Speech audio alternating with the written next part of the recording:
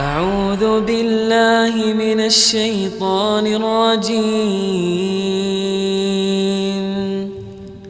بسم الله الرحمن الرحيم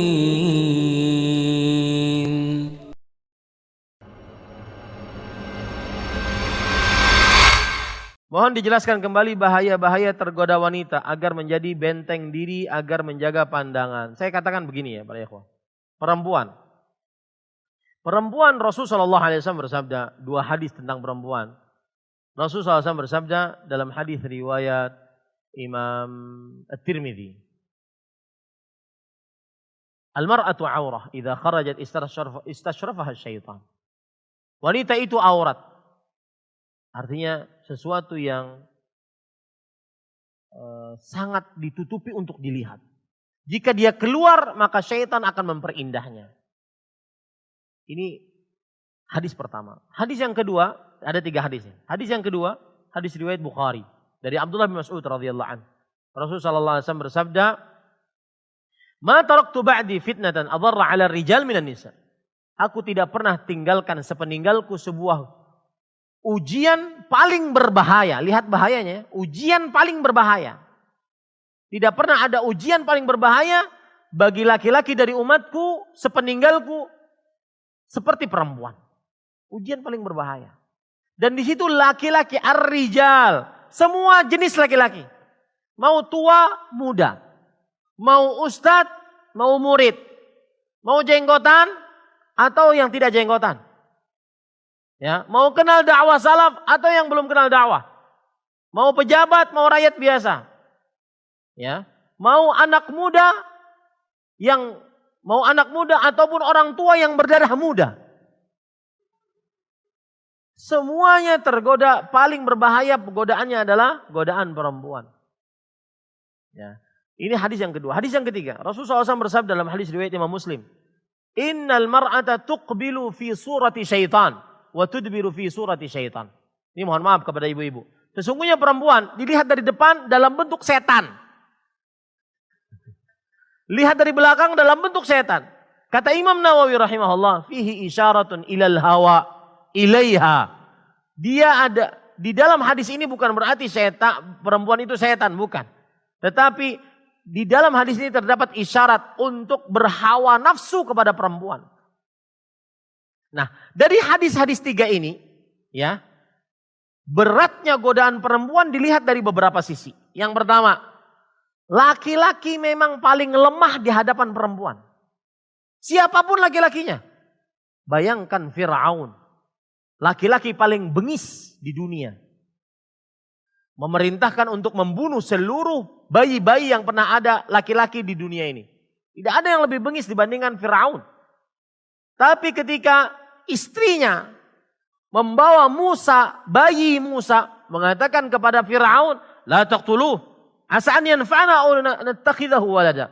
Wahai Firaun, awas jangan bunuh dia. Ya, jangan bunuh dia. Mungkin dia bisa kita jadikan bermanfaat untuk kita atau kita jadikan anak angkat. Bagaimana sikap Firaun? Persis seperti kelupuk kena air melempem. Apalagi ente. Itu Firaun. Ya. Dia memang lemah, manusia laki-laki ini lemah di hadapan perempuan. Siapapun laki-lakinya. Siapapun. Ya, siapapun laki-lakinya. Lemah. Allah Subhanahu wa taala berfirman dalam Al-Qur'an, "Khuliqal insanu dha'ifa." Manusia diciptakan dalam keadaan lemah. Kata Imamul Muhadditsin Sufyan bin Masruq Ats-Tsauri rahimahullah, "Tamurrul mar'atu baina yaday ar-rajul, fala yamliku nafsuha illa an yanzura ilaiha wa la yantafi'u biha." Seorang perempuan lewat di hadapan laki-laki, maka tidak sanggup laki-laki itu kecuali harus melihatnya. Harus melihatnya. Ya. Padahal dia tidak bisa kecuali cuma melihatnya. Tidak bisa mengambil manfaat kecuali hanya melihat. Boleh dilihat, tidak boleh dipegang. Itulah lemahnya laki-laki. Jadi bahayanya godaan perempuan bagi laki-laki adalah memang laki-laki sangat lemah di hadapan perempuan. Sudah deh, terima aja. Ya, terima aja. Jangan sok kuat. Ini pengalaman pribadi, Pak. Terima. Sangat lemah. Ya, sangat lemah. Terima saja. Jangan sok kuat. Kamu tidak akan kuat. Yang kuat hanya Nabi Yusuf alaihissalam. Tidak akan kuat. Coba bayangkan antum kalau seandainya antum seperti Nabi Yusuf. Kata Zulaikha, "Hai talak. Hai Yusuf ke sini." Ya, yang ngajak perempuannya. Yang ngajak cantik. Wanita Mesir cantik-cantik. Kalau nggak percaya pergi ke Mesir sana. Zulaikha masih muda. Zulaikha berdandan habis. Zulaikha memerintahkan untuk ditutup pintu dari luar. Ghallaqatil abwab. Salah satu tafsirannya ditutup pintu dari luar. Sehingga tidak ada yang bisa membuka pintunya baik Zulaikha ataupun Nabi Yusuf. Kecuali dengan perintah Nabi Yusuf. Zulaikha. Nabi Yusuf alaihissalam masih muda. Laki-laki. Muda, tingkat liburannya tinggi, laki-laki. Budak. Yang apabila budak disuruh telanjang-telanjang, disuruh duduk-duduk, rebahan-rebahan, wajib taat kepada majikannya. Kemudian Nabi Yusuf mempunyai jasa atau berhutang jasa kepada suami Zulaikha. Innahu rabbi ahsana mathwai. Sesungguhnya dia adalah tuanku yang telah berbuat baik kepada aku. Nabi Yusuf seperti itu. Ya. Nabi Yusuf seorang musafir. Beliau orang Persia ataupun orang Irak yang datang ke Mesir, dibawa ke Mesir. Orang asing di situ. Nah, ini perhatikan Bu, ibu-ibu. Apabila suami Anda musafir, hati-hati. Ya, seperti saya sekarang ini. Musafir nih, hati-hati. Coba bayangkan antum kalau ada orang ngetuk pintu di hotel tuh. Ustadz, mau pijit kah? La haula wala quwata illa billah. Ya. Ini para ikhwah. Yang kuat hanya Nabi Yusuf alaihissalam. Maka jangan sok kuat. Jangan sok kuat. Dan saya berpesan, sering saya katakan di mana-mana. Jenggot panjangmu bukan jaminan kamu selamat dari godaan perempuan saat sendirian. Baik itu di dunia nyata atau di dunia maya. Jenggot panjangmu bukan jaminan. Ya. Kamu selamat dari godaan perempuan saat sendirian. Hati-hati para ikhwan yang dirahmati oleh Allah. Karena dia adalah fitnatan adarra 'ala rijal. Godaan yang paling berbahaya bagi semua jenis laki-laki. Mau salafi, mau apa tuh yang kata orang palafi. Ya, semuanya tergoda laki-laki, tergoda perempuan. Jangan coba-coba, jangan coba-coba. Anda berhubungan dengan perempuan hanya dua. Imma langsung dihalalkan atau putus selamanya. Sudah ambil aja dari anak ini, ambil. Ya, ini dari hati yang paling dalam buat antum. Ya, itu sisi pertama. Sisi yang kedua para ikhwan yang dirahmati oleh Allah Subhanahu wa taala. Kenapa perempuan adalah godaan terbesar? Karena syaitan memakai godaan perempuan. Senjata paling ampuh bagi laki-laki, bagi syaitan untuk menggoda laki-laki. Dalam hadis Rasulullah SAW bersabda, "Ma ya'isa syaitan fi syai' illa atahu min qibalin nisa." Tidaklah syaitan berputus asa mengganggu orang ini kecuali syaitan akan menggunakan trik, yaitu gangguan perempuan. Seperti Juraij dalam hadis riwayat Bukhari. Ahli ibadah. Diganggunya melalui perempuan. Ini para ikhwan yang dirahmati oleh Allah Subhanahu wa taala. Saya pernah baca kitab judulnya At-Tawwabin. Di situ disebutkan ahli ibadah, ahli masjid. Dia yang azan, dia yang qomat, dia yang imam. Kadang-kadang dia makmum sendirian. Ahli ibadah maksud saya. Suatu saat dulu nggak ada mikrofon pembesar suara. Suatu saat dia naik ke atas masjid. Kemudian dia azan. Pas azan, di bawah terlihat seorang perempuan. Terlihat seorang perempuan. Pas waktu pertama terlihat tidak ada hal yang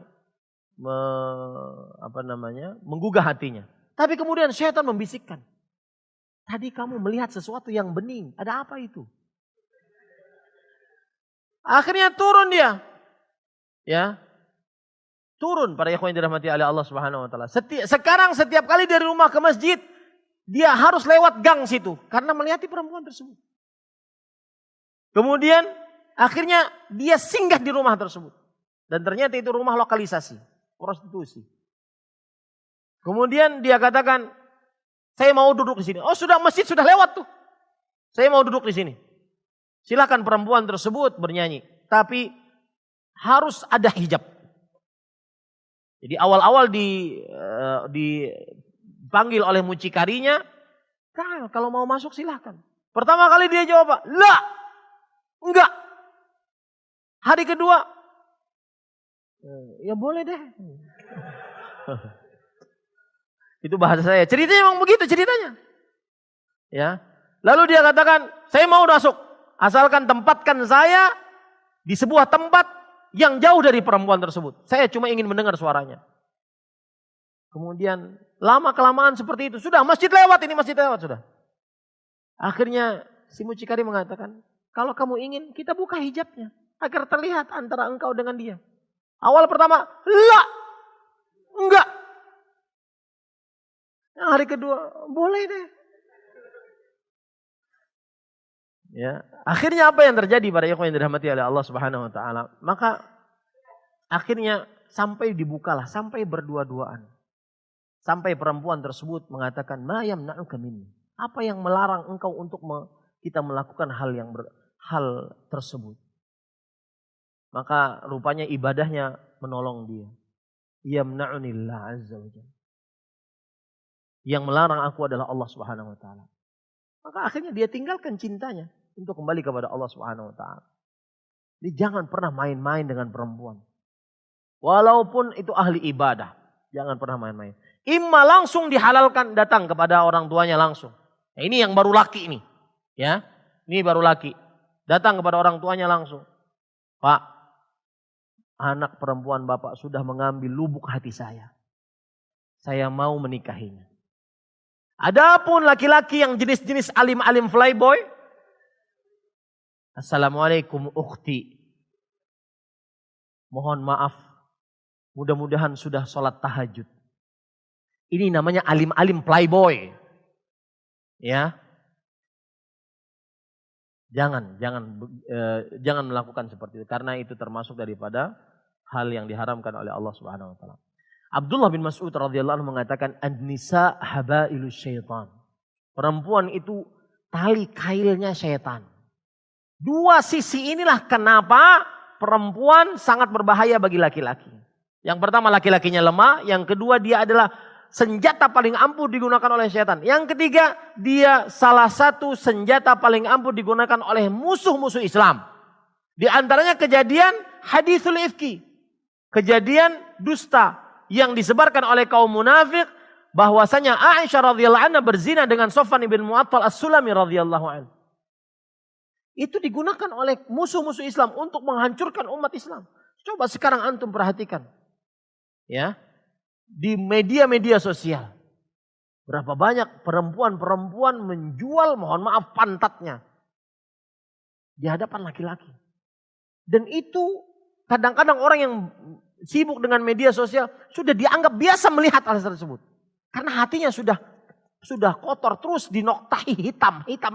Jadi merasa tidak jijik lagi melihat seperti itu. Merasa tidak berat lagi melihat seperti itu. Maka hati-hati para ikhwan yang dirahmati oleh Allah, terutama dalam bulan Ramadan. Godaan perempuan, hati-hati. أعوذ بالله من الشيطان الرجيم بسم الله الرحمن الرحيم